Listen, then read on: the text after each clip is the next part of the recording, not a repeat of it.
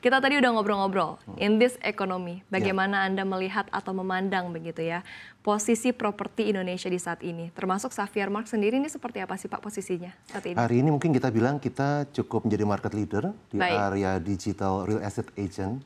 Yang mungkin ini sesuatu yang belum berkembang luas ya, karena baru 5 tahun terakhir ini sejak pandemi menjadi sesuatu yang baru sebenarnya seperti itu. Dan kita bilang hari ini sebagai pemain digital yang pertama dan juga mungkin bisa dibilang dengan jaringan yang cukup besar. Oke. Menjadi leader, apa yang membedakan Pak antara Xavier Marks dengan agen properti lainnya selain digitalisasi? Oke, kami punya model bisnis yang mungkin berbeda. Kalau di Indonesia mungkin agen properti, merek agen properti itu dulu ada 2 macam skema ya. Agen properti yang kita bilang adalah merek lokal dari Indonesia sendiri dan ada yang dari international franchise. Kebetulan dulu saya 20 tahun under international franchise sebelumnya sejak tahun 96. Baru 2017 saya establish my own brand ini dan kita mencoba sesuatu yang baru. Bukan dalam bentuk franchise tapi dalam bentuk partnership. Kami membangun partnership dengan beberapa partner lokal untuk mensupport mereka, memberikan mereka pengetahuan digital, aplikasi, pelatihan supaya mereka bisa lebih survive memenangkan market di daerahnya masing-masing, kira-kira seperti itu. Nah, di Indonesia sendiri Pak, sudah ada berapa daerah yang dijangkau oleh Xavier Marks? Kami ada 17 kota di Indonesia, plus kemarin Sydney ya, akhir tahun lalu. Ekspansi akhirnya Pak, go internasional. Puji Tuhan. Oke, 17 daerah. Apakah di Indonesia sendiri Pak, itu kota-kota besar saja atau juga sudah termasuk kota-kota kecil begitu Pak? Kami juga masuk ke kota lapis kedua ya. Jadi kami ada di contoh di Malang, ada di Jember, termasuk di Bali kami ada, di Kupang kami juga ada. Kupang juga ada dan marketnya cukup baik. Ya, kemudian Bandung, Jawa Tengah, Solo, Jogja, Semarang, Pontianak, which is very good. Pontianak juga bagus banget dan juga Batam. Berarti responnya saat ini masih cukup bagus ya Pak ya? Bagus. Oke, nah di properti sendiri Pak, yang segmen yang cukup bagus itu di bagian yang mana? Apakah... Sebenarnya dalam 3 tahun terakhir ini ada beberapa pergeseran. Oke, menarik. Ya, menarik sekali. Jadi kalau di tahun 2023 pasca recovery pandemi kemarin itu mungkin market primary dan market secondary masih lumayan berimbang. Ya, kami juga punya partnership dengan beberapa developer besar untuk memasarkan produk-produk mereka. Masih 50-50 antara persentase marketnya at that moment. Tapi pada saat di 2024 itu kami melihat marketnya benar-benar gesernya cukup ekstrim. Penjualan developer waktu di 2024 lumayan drop waktu itu ya, even though kami juga mencoba yang terbaik. Tapi justru omset kami naik signifikan di 2024 itu jualan market luxury. Luxury ya Pak ya? Bingung kan? Pada saat kondisi begini market high-end malah laris waktu itu 2024. Nah 2025 ini di 5 bulan terakhir berubah lagi sangat ekstrim. Market residensial agak sedikit terkoreksi ya, agak sedikit slow down. Tapi boomingnya dari tim di Indonesia itu malah penjualan properti komersial dan juga industrial. Itu luar biasa di 5 bulan terakhir. Menarik sekali. Pergeserannya luar biasa dan tidak tertebak ya Pak ya? Nggak tertebak, benar-benar kita juga nggak mengira.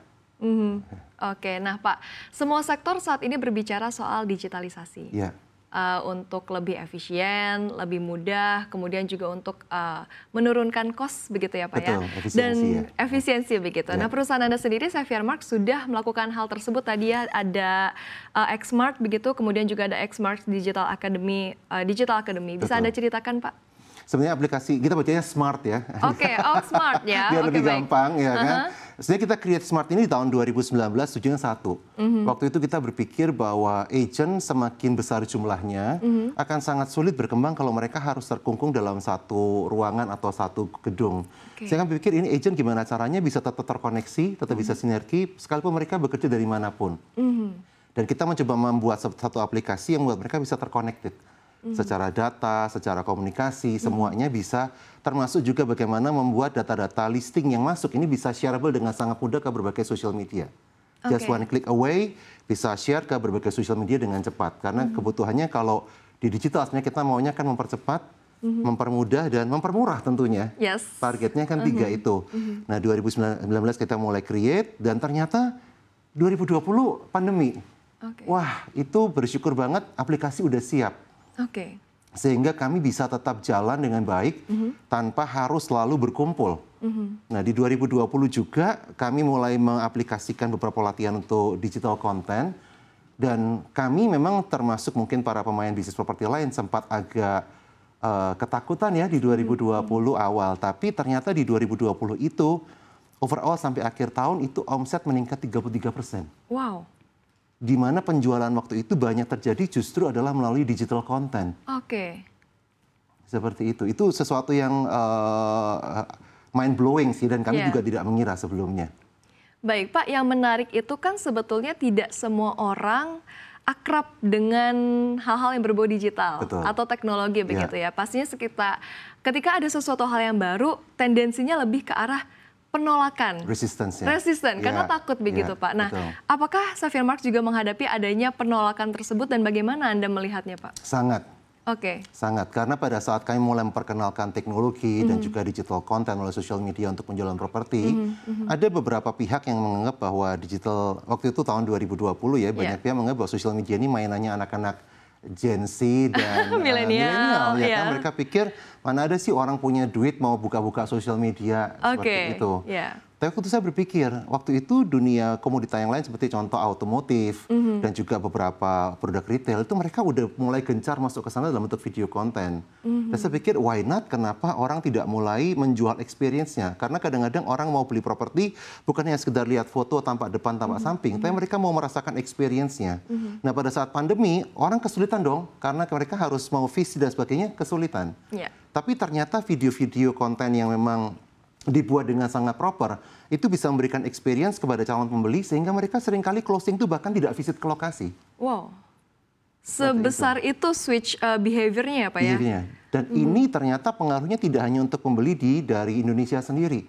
Cukup banyak transaksi kami pada saat melalui video konten itu dihasilkan untuk customer dari luar negeri. Ini yang awalnya juga tidak kami pikirkan bahwa pada saat kita masuk ke area social media, di area digital content, ini market udah seperti tanpa tembok. Everybody can access your content, everybody can see it. Seperti itu, dan ternyata kami closing beberapa unit industrial estate ya dari China. Ya. Kemudian yang cukup laris kemarin adalah tim kami di Bali. Mereka cukup banyak menjual properti ke Australian dan sebagainya. Yang mereka penjualannya semua kalau hanya pakai konvensional, itu pasti nggak mungkin nyampe ke sana. Betul. Seperti itu.